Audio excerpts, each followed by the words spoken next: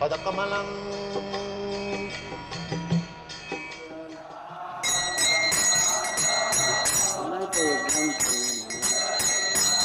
लाल ग्रंथ। जय राधा माधव कुंज बिहारी जय।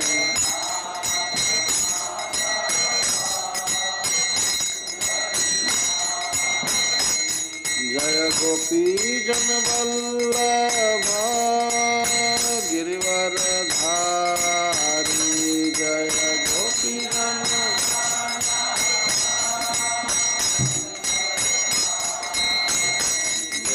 गोपी जन वल्लभ गिरिवर धारी। लाल कहा ना, लाल ग्रंथ है।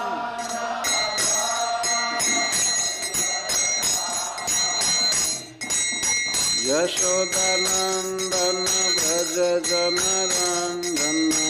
यशोदा यमुन तीरा वनचारी।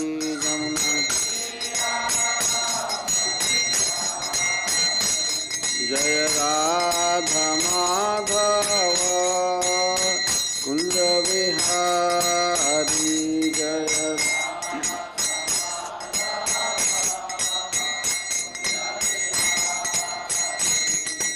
गोपी जन वल्लभ गिरिवर धारी। जय गोपी जन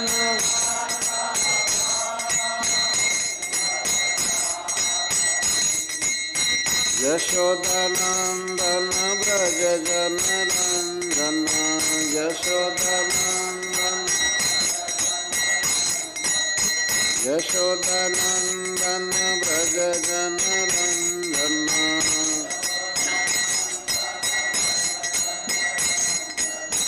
यमुन तीरा वनचारी।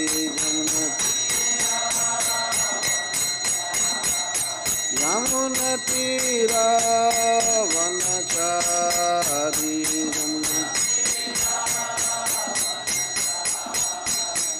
जय राधा माधव कुंज बिहारी। जय राधा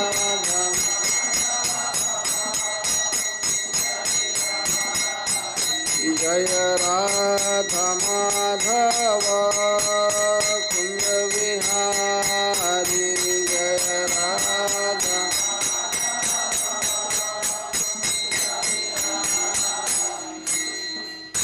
जय ओम विष्णुपाद परमहंस परिव्राजकाचार्य स्तोत्र सत श्री श्री श्रीमद अभय चरणारविंद भक्ति वेदांत स्वामी शील प्रभुपाद की जय। अनंत कोटि वैष्णव वृंद की जय। नामाचार्य श्री हरिदास ठाकुर की जय। प्रेम से कहो श्री कृष्ण चैतन्य प्रभु नित्यानंद श्री अद्वैत गदाधर शिवासदि गौर भक्तवृंद की जय। श्री श्री राधा कृष्ण गोप गोपीनाथ श्याम कुंड राधा कुंड गिरि गोवर्धन की जय। श्री वृंदावन धाम की जय। श्री मायापुर नवद्वीप धाम की जय। श्री जगन्नाथपुरी धाम की जय। गंगा माई की जय। जमुना माई की जय। भक्ति देवी की जय। तुलसी महारानी की जय।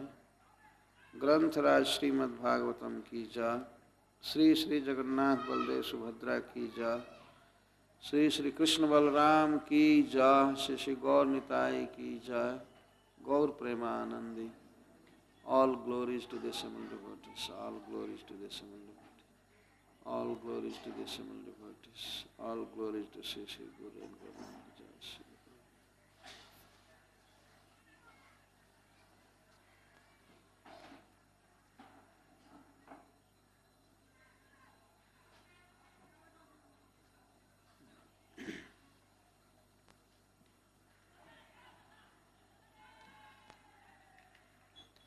नमो विष्णुपादाय कृष्णप्रेष्ठाय भूतले श्रीमते भक्तिवेदान्तस्वामीति नामिने नमस्ते सारस्वत्देवे गौरवाणी प्रचारिणे निर्विशेषशून्यवादी पाश्चात्यदेशतारिणे जय श्री कृष्ण चैतन्य प्रभु नित्यानंद श्री अद्वैत गदाधर शिवासादि गौर भक्तवृंद हरे कृष्णा कृष्णा कृष्णा हरे हरे हरे राम राम राम हरे हरे।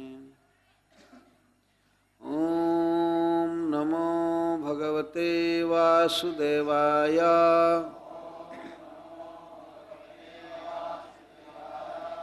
ओम नमो भगवते वासुदेवाय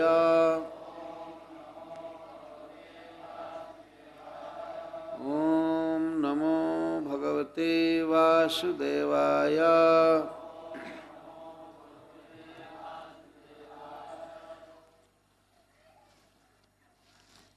आज बसंत पंचमी है।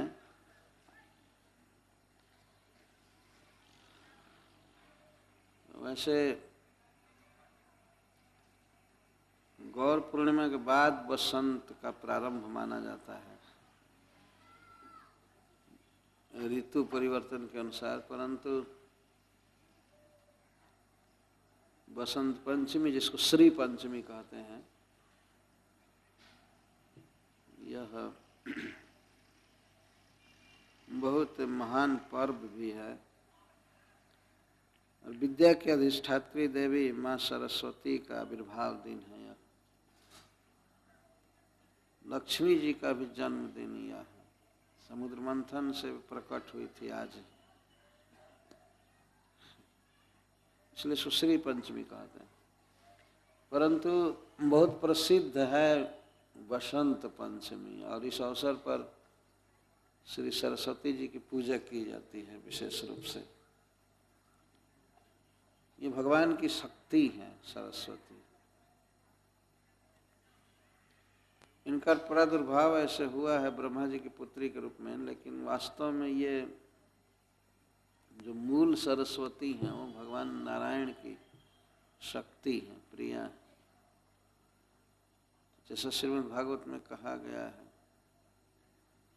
कि प्रचोदिता जेन पुरा सरस्वती वितन्वता जस सतीम स्मृतिम हृदय स्वलक्षणा प्रादुर्भूत किलाशत समय ऋषिणाम ऋषभ प्रसिद्ध।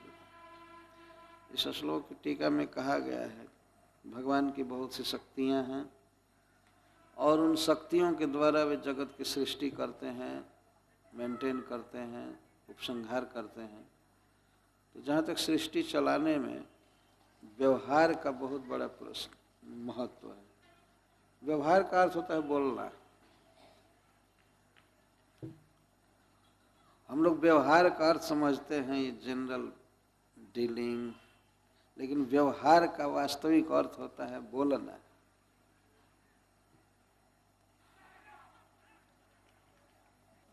भगवान ने सृष्टि किया तो ऐसा नहीं कि चुपचाप छोड़ दे जीवों को, कुछ बोले नहीं। बोलना सबसे महत्वपूर्ण कार्य है इस संसार में। बोलने बिना काम ही नहीं हो सकता। पशु समाज में भी जहाँ बोलना कम है लेकिन कुछ न कुछ रहता है बोलना, वो काम चला लेते हैं बिना बोले पशु लोग, लेकिन फिर भी कभी न कभी तो बोलना पड़ता है।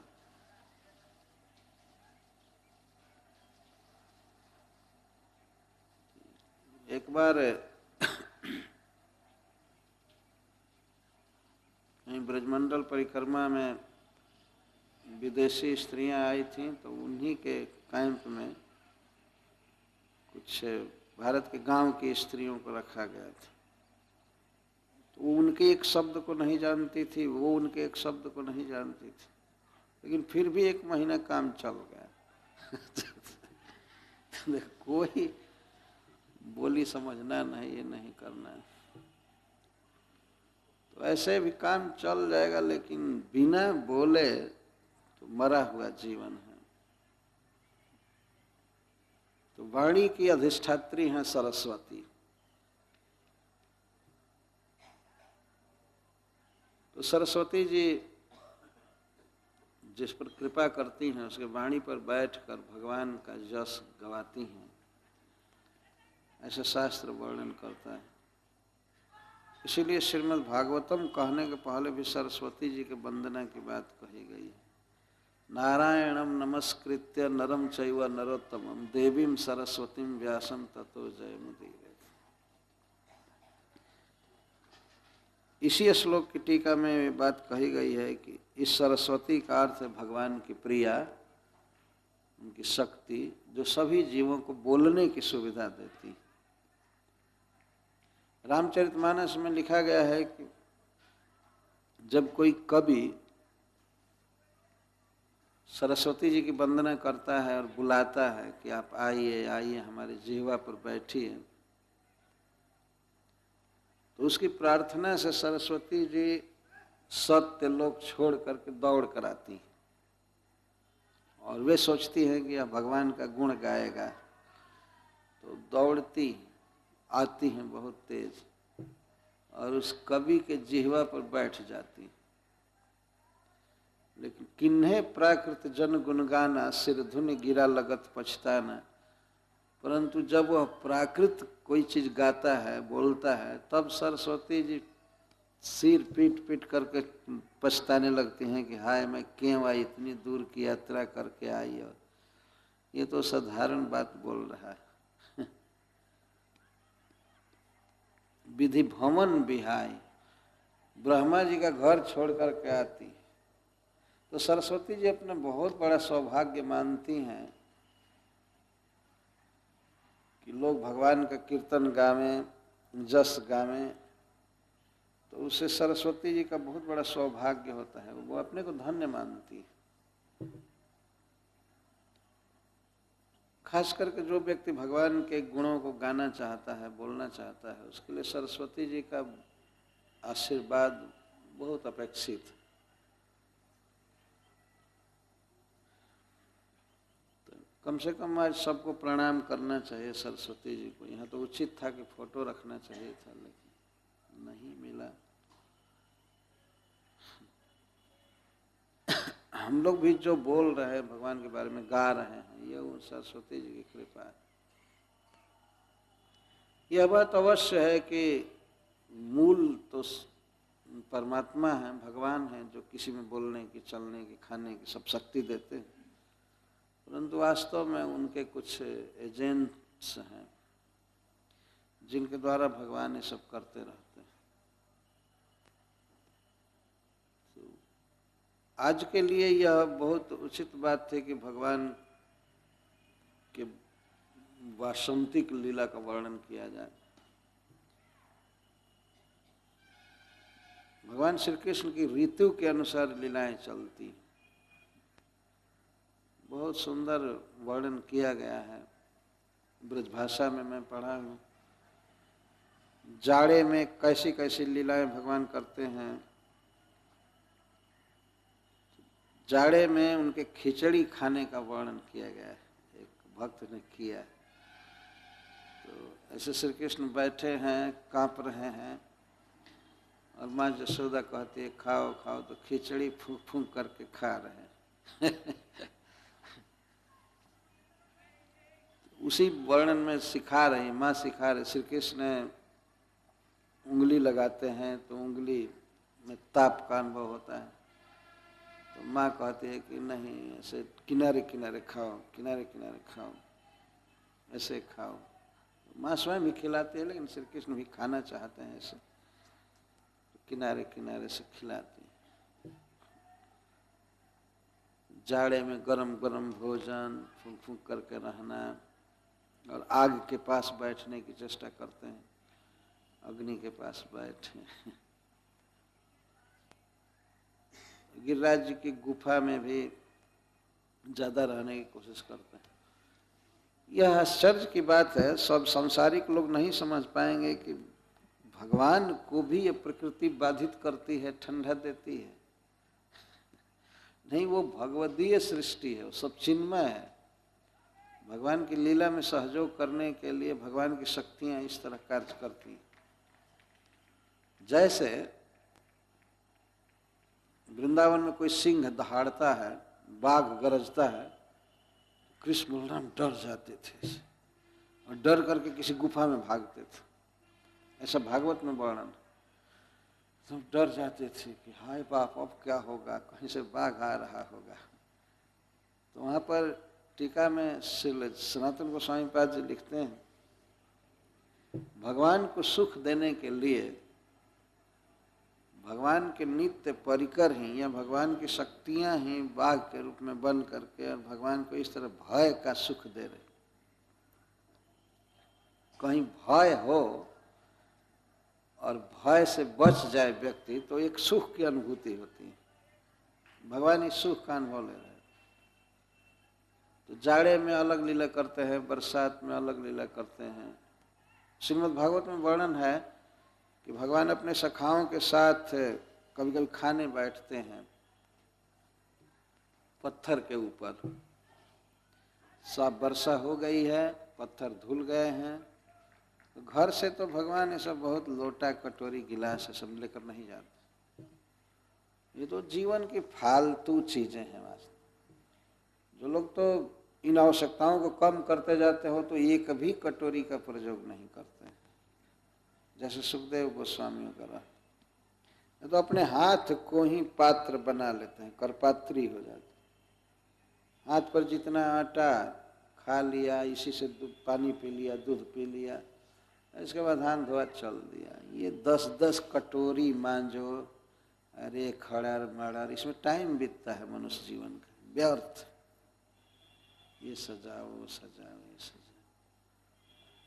भगवान दिखा रहे हैं अपनी लीला में। वो जब वृंदावन में जाते हैं बरसात में, घर से ले गए हैं भोजन, छींके में बांध दिए,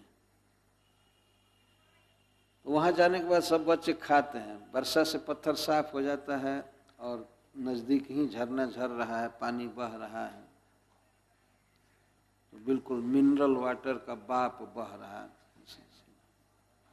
स्वच्छ पानी बिल्कुल झरना। तो पत्थर पर ही वे खाना चालू करते थे। ये कभी कभी पत्ता ले लेते थे, पत्ता पर से एक ये खाते समय ही वर्षा होने लगती है, ऐसा वर्णन।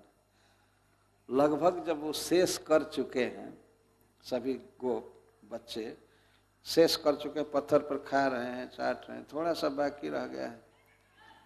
और भगवान के खाने का स्वभाव था कि वे हाथ पर, बाएं हाथ पर लेते थे ऐसे भात, दही भात, मसृण सान करके, सजाव दही का ऊपर का मलाई सान करके भात में, और ऐसे खाते थे। और अचार अदरक का, नींबू का, मिर्च का 3 जगह अंगुलियों में खोस लेते थे। ऐसे खाते थे, बहुत देर तक श्री कृष्ण खाते थे, क्योंकि भोजन लीला बच्चों को बहुत सुख दे रही थी। देर तक खाते थे, देर तो खाते थे। इसके बाद अचार को निकाले, काट करके फिर इसमें स्टैंड में रख दिए। भगवान ये सिखा रहे हैं कि जीवन में बहुत आवश्यकताओं को बढ़ाना नहीं चाहिए। तब तक भगवान इंद्र वर्षा करने लगते हैं। वे भगवान के सेवक हैं, जानते हैं कि श्री कृष्ण चाहते हैं वर्षा। बाह्य रूप से देखने में लगेगा कि जो ईश्वर खा रहा है, भगवान खा रहा है, तो देवराज ऐसी गुस्ताखी, ऐसा अन्याय क्यों करते हैं, क्यों वर्षा करते हैं। लेकिन भगवान चाहते हैं और उनकी इच्छा को समझ करके वे उसी समय पानी बरसना चालू कर। जो भी बच्चे अपना प्रसाद रखे थे पत्थर पर, वो सब अपने काच करके हाथ में लेकर के जल्दी जल्दी गुफा में भागते हैं। कृष्ण बलराम पहले तो भागते हैं पेड़ में, जो गुफा दूर है, वृक्ष के खोड़र में, कोटर में दोनों भाई से रुक जाते हैं। वर्षा हो रही है, थोड़ी सी वर्षा होती है, इसके बाद खुल जाती। खुलने के बाद खा करके फिर हाथ धो करके ऐसे, और पत्थर पर जो जूठा बचा हुआ है वो सूरदास जी कहते हैं कि मुझको मिला प्रसाद। वो पद गाते हैं, कहते वो सारा प्रसाद मैं खाऊंगा। पत्थर पर बच गया है, उसको जा करके डायरेक्ट जिह्वा से चाट चाट कर सूरदास जी खा रहे, एकदम स्वच्छ पत्थर भोजन थाली। तो मुझे यह बात याद रही कि इसी तरह से जैसे वे बरसात में लीला करते हैं, गर्मी में लीला करते हैं, बहुत ज़्यादा तैरते हैं सरोवरों में, जमुना में, इधर उधर, तो बसंत में भगवान की लीलाएं होती हैं बहुत विशिष्ट। उस दिन हम लोग देख रहे थे, बच्चे कर रहे थे श्री कृष्ण का वासंतिक रास। बसंत का रास और शरद के रास में अंतर है। वसंत के रास में आपने देखा मधुमंगल और श्रीदाम भी थे, दो बच्चे भी थे, तो रहते हैं फाग खेलने में और सब में, भगवान के दल में सखा रहते हैं। शरदकालीन रास जो हुआ था उसमें कृष्ण के अलावा कोई पुरुष नहीं। भगवान श्री गोपीजनों के साथ रात्रि में विहार करते हैं और यहाँ अधिकांश दिन में विहार करते हैं। बसंत ऋतु में फूल फेंकना, विविध प्रकार से गुलाल लगाना और रंग डालना, ये सब लीलाएं होती रहती। तो ऐसे अवसर पर तो वास्तव में गीत होना चाहिए भगवान की लीलाओं का।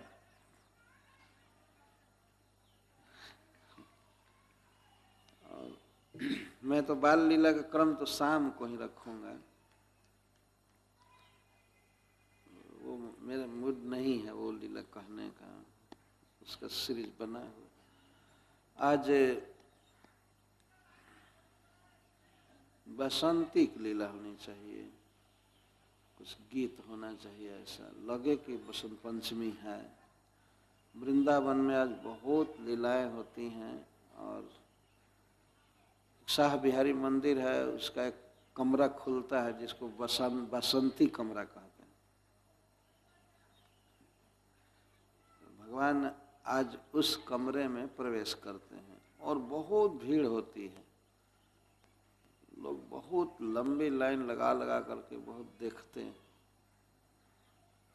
इसी बसंत पंचमी के दिन खुलता है।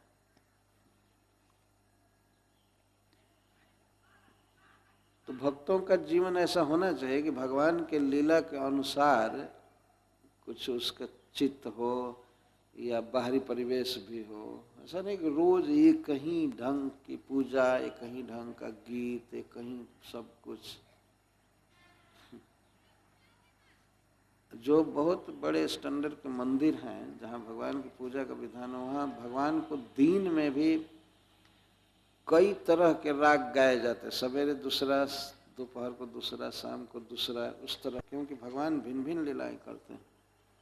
शाम को गोचारण करके लौटते हैं तो उस समय कुछ भिन्न पद गाए जाते हैं। हम लोगों ने देखा है अभी भी, जैसे राधा रमण मंदिर है वृंदावन में, वहाँ बहुत ढंग से गाया जाता है भगवान की लीला के अनुसार सब चीज। ये कैसे पता लगा? एक बार हमारे साथ एक व्यक्ति गए थे, वो कहे कि हम भी गाएंगे, तो हमने कह दिया कि ठीक है बैठिए गाइए। तो जब ही हारमोनियम लेकर चालू करने जा रहे थे तो एक पुजारी जी आए, कहे कि आप क्या गाएंगे? इस समय इस राग में गाना होगा, ये चीज गाना होगा, ठाकुर जी ये लीला कर रहे हैं। तो उनको तो इसका पता नहीं था। तो अरे सॉरी, वो तो चालू करना चाहते थे नमः विष्णुपादाय जय श्री कृष्ण चैतन्य प्रभु नित्यानंद। उन्होंने कहा ठीक है ये गाई, लेकिन इस समय ठाकुर जी ये लीला कर रहे हैं, ये पद गा रहे हैं।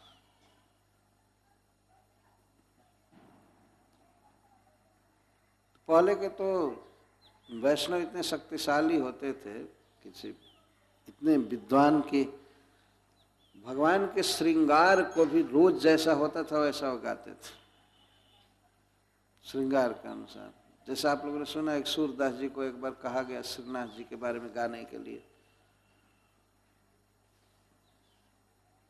सूरदास जी भगवान के श्री विग्रह के श्रृंगार को देख करके गाते थे, जबकि जन्म से अंधे थे। कोई भी लीला गाते थे तो उनके सामने वो लीला स्फुरित होती थी और उसी के अनुसार गाते थे। श्रीपाद वल्लभाचार्य जी के पुत्र विट्ठल गोस्वामी वे गुरु थे सूरदास जी के। कुछ वैष्णवों ने कहना चालू किया कि सूरदास जी जो कुछ भी गाते हैं भगवान की लीला को देख कर गाते हैं, डायरेक्ट देखते हैं गाते। पर अन्य लोगों के मन में आपत्ति हुई कि नहीं ऐसा तो नहीं हो सकता है इतना। तो उन्होंने भी कहा, विट्ठल गोसाई ने कहा कि हाँ वो गाते हैं, विट्ठल नाथ जी वो गाते हैं, ऐसे देख करके लीला गाते। इसका परीक्षण करने के लिए विट्ठल नाथ गोसाई ने उस दिन भगवान श्रीनाथ का श्रृंगार कराया, वस्त्र नहीं पहनाया, श्रृंगार किया गया केवल फूलों से और विविध फूलों से। हाथ में भिन्न रंग का फूल था, गले में भिन्न रंग का फूल, कमर में भिन्न रंग का फूल, पैर में नूपुर के स्थान पर भी फूल, कुंडल के स्थान पर भी फूल, गले में फूल, सब जगह वस्त्र के बदले भी फूल। तो सूरदास जी की परीक्षा लेने के लिए कि वास्तव में भगवान की लीला देख कर गाते हैं, तो यहाँ श्रीनाथ जी का श्रृंगार गावे, अगर गाते ठीक से तो मान लिया जाएगा कि हाँ ये देख कर गाते। तो वैष्णव ने कहा कि सूरदास जी आज जरा आप श्रीनाथ जी के श्रृंगार पर गीत गाइए। वो जन्म से अंधा व्यक्ति, उन्होंने कहा श्रृंगार देख करके गाइए, कैसा वस्त्र है, कैसी पगड़ी है, कैसा है, सब देख करके गाइए। सूरदास जी ने अपना तान पूरा उठाया। उनका एक प्रसिद्ध पद है, आज हरि देखो नंगा नंगा। आज तो श्रीनाथ जी वस्त्र पहने ही नहीं, आज तो नग्न है। इतना उन्होंने चालू किया। इसके बाद फूलों का वर्णन किया कि फूल का कर्णभूषण है, इस फूल का ये है, इस फूल का ये है, इस फूल का वो है। कंप्लीट वर्णन कर दिया उन्होंने। यह भगवान की कृपा है उन पर। तब सब वैष्णवों ने समझ लिया, हाँ हाँ इनके सामने भगवान नृत्य करते हैं और लीला करते हैं, उन लीलाओं को देख करके ये वर्णन करते हैं। पहले के जो आचार्यों ने लीलाओं का वर्णन किया है, देखने में लगता है इस प्राकृत शब्द है, लेकिन प्राकृत नहीं है। सूरदास जी के जो पद हैं कितने लोकप्रिय हैं और वैष्णवों को कितना परम प्रिय हैं, वो आज भी पता चलता है। खूब प्रेम से गाया जाता है। जैसे जयदेव जी का गीत गोविंद है, ये सब प्राकृत शब्द नहीं है, भगवान की लीलाओं से युक्त है। क्योंकि ये जो महापुरुष है, सत्पुरुष है, ये वैष्णवगण, ये भगवान की लीलाओं का साक्षात अनुभव करके लिखते हैं।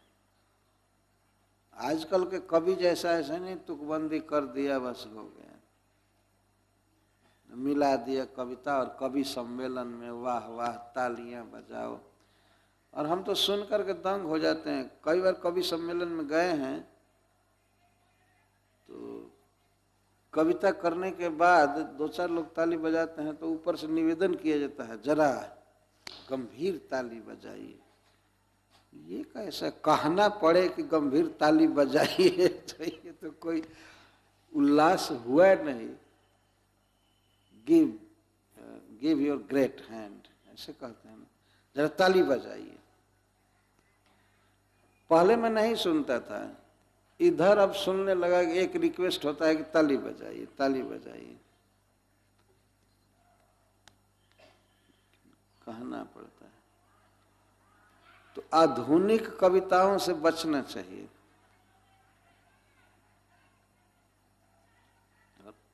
और प्राचीन जो पद हैं, खास करके श्रीमद् भागवत के श्लोक तो सबसे ज़्यादा प्रमाणिक हैं, और उसके आधार पर जो बड़े बड़े भक्तों ने लिखा है, गाया है, वह भी लगभग वैसा ही प्रमाणिक है। लेकिन धीरे धीरे धीरे धीरे जैसे जैसे चेतना गिरती गई तो लुप्त होता गया है सब, और कविता बस कविता की दृष्टि से लिखा जाने लगा। कविता कवित्व, यह जानकार व्यक्ति है, ये विद्वान है, ये बहुत अच्छा बोलना जानता है, यह वाहवाही लेने के लिए बाद में सम्मेलन होने लगा। बहुत किताबें, बहुत कविताएं देखने में आती हैं, लाइब्रेरियां भरी पड़ी हैं सब, लेकिन सब कचरा भरा रहता है। बहुत कम बातें हैं जो भगवान से संबंधित रहती हैं। कोई भक्त यदि गाना चाहें तो गा सकते हैं बसंती के।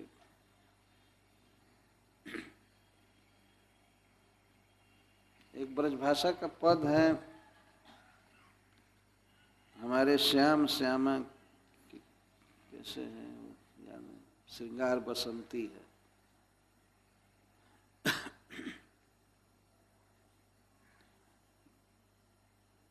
उस लीला की याद की जाए। किसी के पास है वो पद?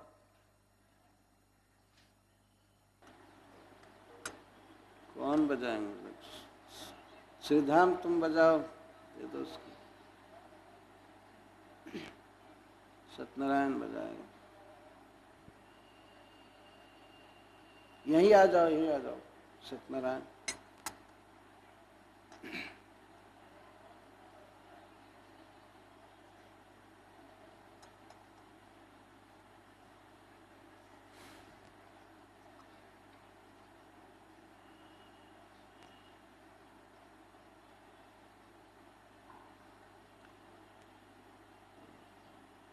श्याम सुंदर जमुना के तट पर खड़े हैं और आज वे प्रतीक्षा में हैं कि जो भी गोपी आएंगी उनसे छेड़खानी करेंगे, घाट का कर मांगेंगे कि ये घाट हमारा है, नंद महाराज का है, और जिसको आना होगा उसको इसके लिए कर देना पड़ेगा। कोई गोपी देखी कृष्ण को कि वो जमुना के तट पर खड़े हैं, तो इस सुंदर आनंदमय संवाद को अन्य सखियों से कह रही है, लेकिन विपरीत ढंग से कह रही है। देखो आज जमुना के तट पर कोई मत जाना, क्योंकि वहाँ पर बिहारी खड़े हैं, कृष्ण खड़े हैं। तो एक पद गा रहे हैं। आज ठाढ़ोरी बिहारी जमुना तट पे, आज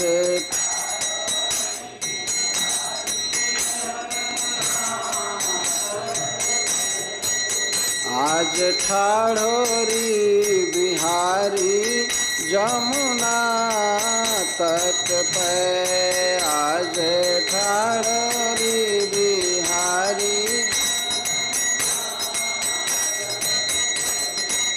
मत जइयोरी अकेली कोपन घाट पे, मत जइयोरी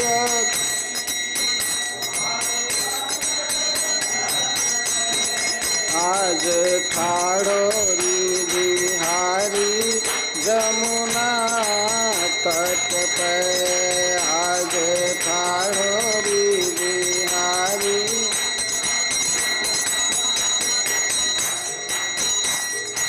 तो गोपी वर्णन करती है वो कृष्ण कैसे हैं।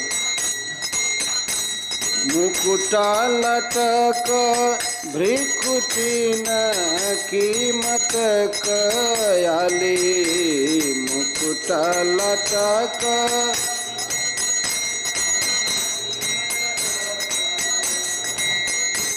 मुकुटा लटक भ्रिकुटी न कीमत कहाँ, मुकुटा लटक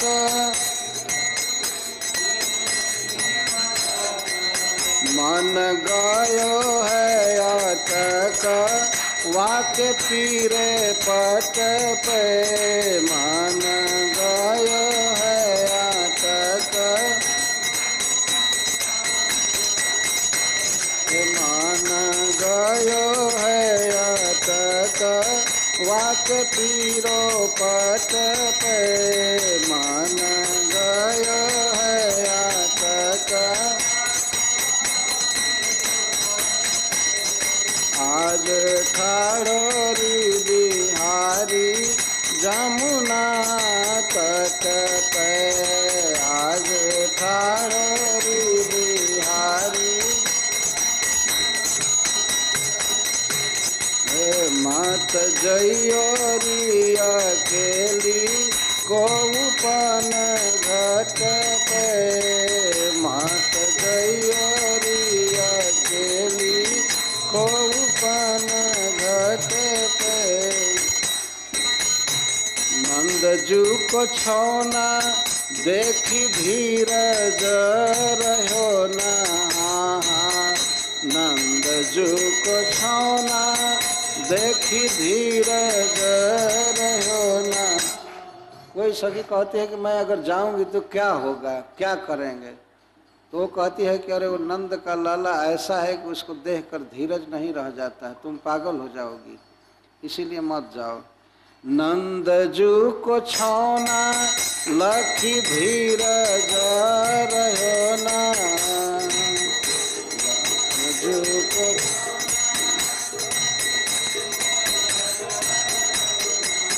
वीर ऐसो कछूटोना नटवर नट पे, वीर ऐसो कछूटोना नटवर नट पे।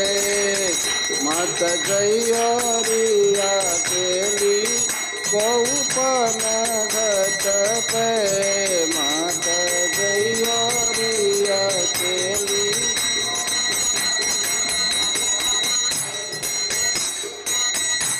गुरुजन त्रास कैसे बसे ब्रजवास, हाँ गुरुजन त्रास कैसे बसे ब्रजवास। मन बन गयो दास घुंघुरा रोई लट पे, मन बन गयो दास घुंघुरारी लट पे। एक तो गुरुजनों का त्रास है, कहीं इधर उधर देखते हैं, कृष्ण की तरफ देखते हुए भी तो वे बहुत निंदा करते हैं, गाली देते हैं। गुरुजन मतलब सास ससुर बड़े लोग घर के, ये इनका डर है हम कैसे ब्रज में रहें। मन तो बन गया दास घुंघरारी लट पाए, कृष्ण के टेढ़ी अलकों का दास बन गया मैं मन। तो मेरी जो दशा हुई तुम मत जाओ, कोई मत जाए। उसे कहने का मतलब है सब चलो, यह कहने का वास्तविक अर्थ है। तो छूटी कुल लाज गोपी आई भाज भाज, हाँ छूटी कुल लाज गोपी आई भाज भाज। हाँ छूटी कुल लाज गोपी आई भाज भाज, हाँ छूटी कुल लाज। श्याम रसिया को राज आज बंसी बट पे, श्याम रसिया को राज आज बंसी बट पे। श्याम रसिया को राज आज बंसी बट पे, श्याम रसिया को।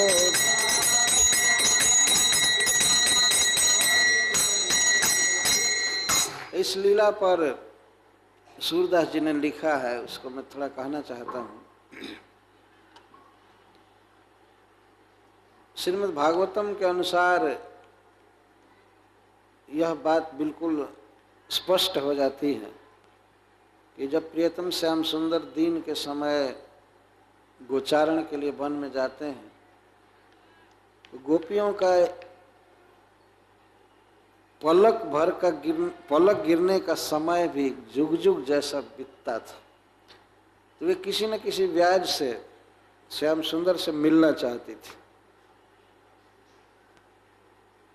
कई उपाय थे, जैसे पुष्प चयन करना देवता के पूजन के लिए, सूर्य पूजा के लिए फूल चुनना और अपनी पारिवारिक आवश्यकता के लिए जल भरने का बहाना करना।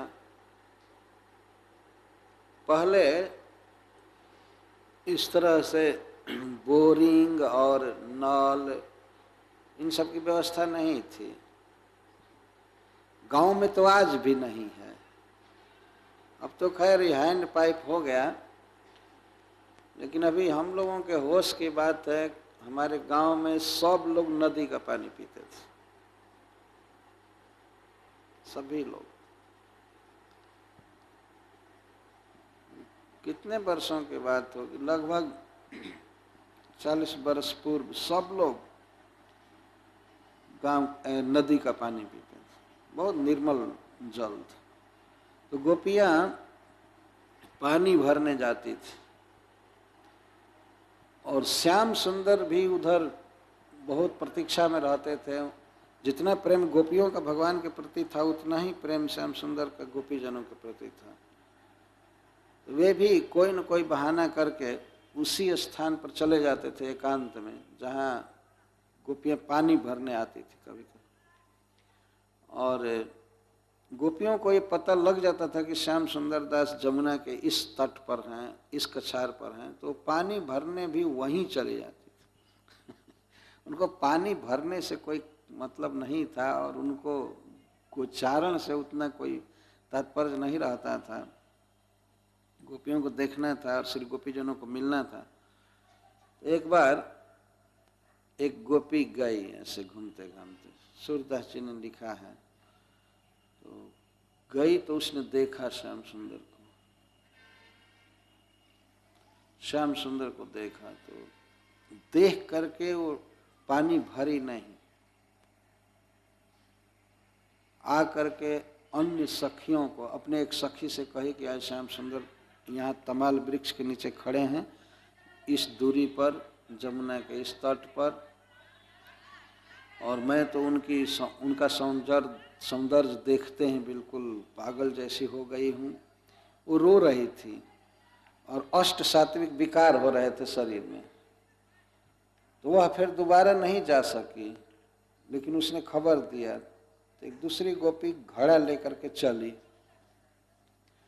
घड़ा लेकर के चली, जा रहे थे उसके बताए अनुसार। तो उसने देखा श्याम सुंदर एक तमाल वृक्ष के नीचे खड़े हैं, चुपचाप बांसुरी नहीं बजा रहे थे और देख रहे थे। श्याम सुंदर का भाव यह था कि यदि बांसुरी बजाएंगे तो कोई गोपी सुनकर इधर आएगी नहीं, मैं कोई लीला विहार नहीं कर पाऊंगा, तो वे चुपचाप खड़े थे। गोपी ने देखा और देख करके उसने भी ऐसा मनोभाव व्यक्त किया कि मैं देख नहीं रही हूँ। वो गई पानी भरने के लिए। पानी भर रहे थे तो उसने सोचा कि पानी भर लूंगी एक बार में, तब तो जाना पड़ेगा। इसलिए वो श्याम सुंदर को तिरछी नेत्र से देख रही थी, पानी भर रही थी और फिर घड़ा धोने का बहाना करके फिर पानी गिरा रही थी, फिर जमुना में पानी गिरा देती थी। तो इस तरह से उसने 50 बार किया। पानी भर करके थोड़ा देर करते थे, फिर ऐसे गिराती थी। पानी भरना गिराना, पानी भरना गिराना। तब तक श्याम सुंदर से नहीं रहा गया। उन्होंने कहा, तुम क्या कर रही हो यहाँ? पानी भरने आई हो तो पानी भरकर जाती क्यों नहीं हो? तो इस पर वाद विवाद होने लगा। गोपी कहती, मैं यहाँ बस जाऊंगी, इसमें तुम्हारे दादा का क्या बिगड़ता है? श्याम सुंदर कहते हैं ये मेरा राज्य है, तुम्हारा और कोई काम धंधा नहीं है, घर नहीं जाना है, यहीं बस पानी गिरा रही हो, भर रही हो। तो गोपी ने पानी भर लिया, इसके बाद चली वो, चली तो श्याम सुंदर बिल्कुल सामने आ गए, नहीं जाने दूंगा। वो घड़ा का पानी गिराना चाहते थे। ऐसे उन्होंने पानी तो गिरा दिया लकुटी से उसको टेढ़ा किया घड़े, पहले छीना झपटी हुई, उसके बाद पानी गिरा दिया तो गोपी ने कृष्ण के लकुट को अकस्मात पकड़ लिया। घड़ा का पानी तो गिर गया, घड़ा बचा रहा है, एक हाथ से उसने पकड़ लिया, डंडा छोटी सी छड़ी थी, गोपी ने पकड़ लिया और पकड़ करके और श्याम सुंदर का एक हाथ पकड़ लिया, घड़ा नीचे रख करके। और फिर श्याम सुंदर चरण पर गिरने लगे, छोड़ दे, तो उसने छोड़ दिया, लेकिन लकुट ले लिया। ठीक है, तो लकुट लेने से उस डर से श्याम सुंदर थोड़ा दूर रहते थे और ऐसे करती थी जैसे वो चला देगी। और इसके बाद उसने कहा कि ये लकुट मैं नंद बाबा के यहाँ ले जाकर के दिखाऊंगी कि ऐसा ऐसा आपके लाला ने किया, या आज से नहीं दूंगी। उसमें सोना मढ़ा गया था, उस लकुट सोना मढ़ा गया था, इसलिए बहुत अच्छा लकुट था। श्याम सुंदर लगे विनय करने के, नहीं दे दो, लकुट दे दो, और कुछ भी दंड देना हो तो दो। तो गोपी ने कहा जल भरी दई हो लकुट तब दई हो, जाओ घड़ा उठाकर जमुना से पानी भर करके लाओ, हमारे सिर पर रख दो, तब लकुटी दूंगी। तो श्याम सुंदर कहते देखो इतना मत गिराओ हमको। तब एक राजा का लड़का हूँ, नंद महाराज का, कोई सुनेगा तो क्या कहेगा कि ये पानी भर भर करके गोपियों को उठा रहा है। तुम पानी भर लो, मैं उठवा दूंगा, लेकिन ऐसा मत करो कि पानी भर कर तुम्हारे लिए लाऊं। उसने कहा कि नहीं, तुमने जैसे पानी गिराया है तो घड़ा उठाओ, जाकर के पानी भर करके हमारे सिर पर रखो, तब लकुट दूंगी। अब क्या करें, श्याम सुंदर गए, पानी भर करके लाए और ऐसे रखे हुए, कहते हैं गोपी को कि लो, तो वो कहती रुको अभी नहीं लो। तो श्याम सुंदर घड़ा लिए हुए, गोपी ने इतना तक कहा कि दूसरे दिन आऊंगी तो मैं तुम्हें साड़ी लेकर आऊंगी और तुम पानी भरोगे गोपी के रूप में, और इस तरह से मैं कृष्ण बन करके तुम्हारे साथ चलूंगी और मैं रोकूंगी, मैं तुमको रोकूंगी जैसे तुम करते हो। यह बात स्वीकार है? अगर ऐसा करोगे तब लकुट दूंगी, पानी भरने से ही नहीं दे दूंगी। और ये पानी अभी मैं नहीं लूंगी, इस घड़े को मेरे गांव तक पहुंचाओ, जहां से लोगों का आवास रहता है, कोई देखे न, वहां तक चलो, ये पानी ले चलना पड़ेगा। तो कहो इतना मेरा अपमान मत करो, मेरी भी इज्जत है, ऐसा मत करो, मैं अब शपथ करता हूँ अब कभी पानी नहीं रोकूंगा, और कैसे कैसे मैं और भी फूल तोड़ करके दूंगा तुमको। ये नहीं, ये कहते हैं कि मैं प्रतिदिन तुम्हारा पानी भर करके दूंगा, क्योंकि गोपी कहते थे कि तुम पिछल कर देते हो घाट को, और कई बार गिर पड़ती थी गोपी। श्री कृष्ण पानी डाल देते थे जमुना के कछार पर, कभी कभी ला करके जैसे तैसे। वो ये सोचते थे कि गोपी का पैर यहाँ छल के, बहुत चोट न लगे लेकिन छलक जाए, वो गिरे या घड़ा फूटे कुछ या। तो वो गोपी कहती थी कि, हाँ श्री कृष्ण कहते थे कि जहाँ तक पिछल रास्ता है वहाँ तक रोज पानी भर करके लाऊंगा। भगवान के कहने का आशय था कि रोज यहाँ आओ, असली तो कहने का आशय था, लेकिन कहे कि मैं रोज पानी उठाऊंगा, रोज ऐसा करूंगा, एक करूंगा। तो गोपी ने कहा कि नहीं, जहां तक बस्ती है वहां तक घड़ा ले चलो। वो श्याम सुंदर लेकर के चलते हैं, लेकिन थोड़ी दूर पर गोपी फिर घड़ा ले लेती है। कहते हैं कि अब कल नहीं रोकोगे ना, कल नहीं रोकोगे ना। कल नहीं रोकोगे उसमें भाव ये है कि कल आओगे ना यहाँ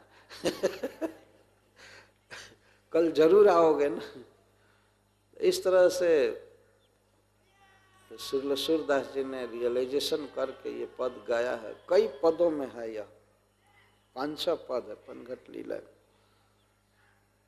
तो बहुत सुंदर। तो श्याम सुंदर कहते हैं कि मैं रोज पानी उठाऊंगा। उनका संकेत था कि प्रतिदिन तुमको यहाँ आना चाहिए, प्रतिदिन इस तरह से आना चाहिए। तो यह लीला तो एक बरसात को छोड़ करके और किसी भी दिन हो सकती है। बरसात में इस तरह से पानी भरने नहीं जाना होता था दूर, बाकी तो सभी ऋतुओं में हो सकता है। तो इस प्रकार से भगवान की लीलाएं हैं। ये तो समूह है और मतलब समवेत रूप से आस्वादन की चीजें नहीं होती हैं। तो अपनी अपनी रुचि होती है, उसके अनुसार भक्त भगवान के लीला का आस्वादन करता है। आज बसंत का दिन प्रारंभ हो रहा है, तो स्वाभाविक ही वृंदावन का स्मरण हो रहा था मुझे, वृंदावन की लीला का, किस तरह से भगवान का श्रृंगार होता है। तो श्रृंगार में स्पेशल श्रृंगार होता है बसंत का, बासंती रंग का सब कुछ, फूल बासंती रंग का, जैसे ये है बासंती रंग, ये नहीं है, ये फूल बासंत का। तो इसी तरह का श्रृंगार होता है, मुकुट, कर्णभूषण, वस्त्र और जो भी गहना होता है, करधनी, सब भगवान ग्रहण करते हैं। राधा रानी भी एक समान वस्त्र पहनती आज के दिन। बसंतिक श्रृंगार होता है और लीलाएं भी बसंती राग में गाई जाती हैं, बसंती राग। और जो प्रसाद बनता है, भोजन बनता है, मिठाइयाँ बनती हैं, सब में यही रंग पड़ता है, इसी रंग का होता है। हमने देखा है सब जो भी प्रसाद होता है इस रंग का होता है, उसमें डालते हैं, ये भोग लगाया जाता है। और सखियाँ भी, सखा भी सब इसी रंग में रहते हैं, बसंती रंग। ऐसे बसंत ऋतु बहुत उल्लास का समय माना जाता है, खुशी का समय माना जाता है। भीषण जाड़ा का कष्ट बीतता है इस समय, और अभी गर्मी का प्रवेश नहीं रहता है। इसलिए भगवान के लीला संचालन में, लीला प्रस्तुति में वसंत ऋतु का बहुत अच्छा स्थान है। जैसे उधर शरद रहता है, तो शरद में भी वर्षा बीत जाती है और जाड़ा का प्रारंभ अभी नहीं होता है, तो मध्य भाग होता है वर्षा और जाड़ा। तो वैसे ही बसंत भी जाड़ा और गर्मी का मध्य भाग होता है। ये दो ऋतुएं बहुत पसंद हैं भगवान श्री कृष्ण को लीला करने के। भागवत में लिखा गया है कि भगवान को या अन्य प्राणियों को भी ग्रीष्म ऋतु पसंद नहीं, और गर्मी में भगवान बहुत कम लीलाएं करते हैं, स्पेशल बसंत में बहुत करते हैं। अब तो ये बसंत पंचमी से लेकर के और फागुन पूर्णिमा तक ब्रज में आज भी अब चालू हो जाता है होली गाना, और वहाँ का एक अद्भुत प्रभाव है, वहाँ का वातावरण है, आज से ही प्रारंभ हो जाता है और इतने दिनों तक रंग चलेगा, रंग चलता ही रहता है। छोटे छोटे बच्चे आने वाले लोगों को घेर लेते हैं और रंग डालते हैं जबरदस्ती। खास करके जो वृंदावन में लास्ट 5 दिन होता है, वो तो जगहोरी ब्रज होरा, कैसा ये देश निगोड़ा। एक बार कबीरदास जी ब्रज में गए थे तो वहाँ के बच्चों ने उनके दाढ़ी को, केस को, सबको रंग दिया था पूरा, कई बार। तो उन्होंने एक पद गाया है, कैसा ये देश निगोड़ा, ब्रज हो जगहोरी ब्रज होरा। ये कैसा निगोड़ा देश है। संसार में होरी होती है लेकिन यहाँ तो होरा हो रहा है। देखिए तो होरा हो रहा है।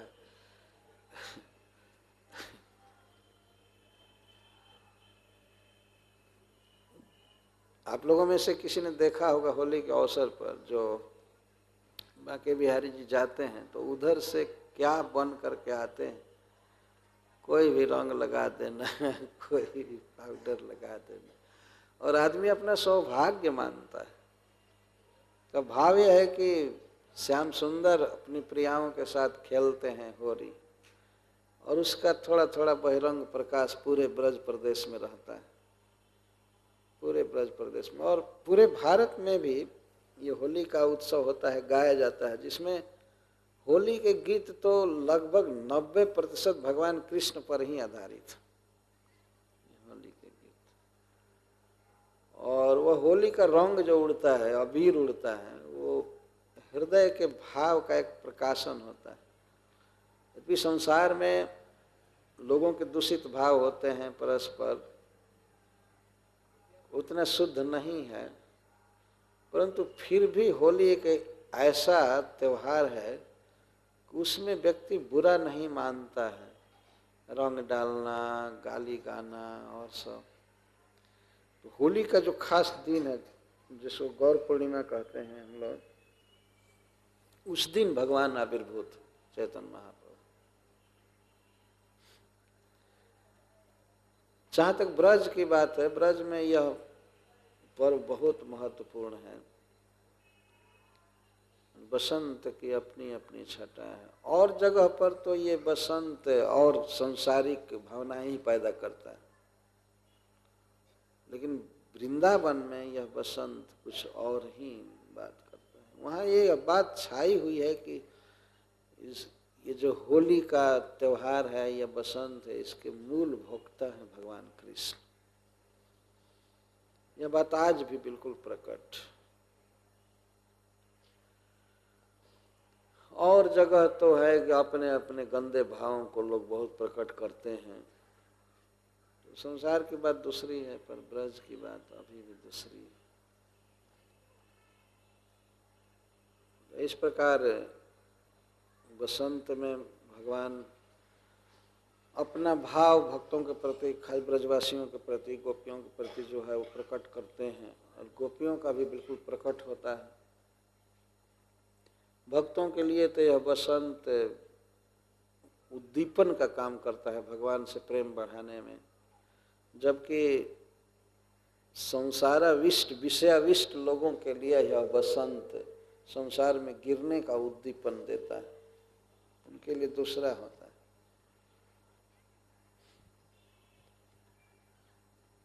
तो अपनी अपनी चेतना है, अपना अपना विचार है,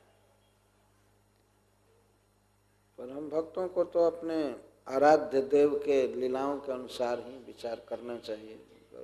यदि वे बसंत में विविध लीलाएं करते हैं तो उन लीलाओं को गाना, मनन करना ये स्वाभाविक है। इससे भगवान कृष्ण में आकर्षण बढ़ता है। हरे कृष्ण। जय श्री प्रभु।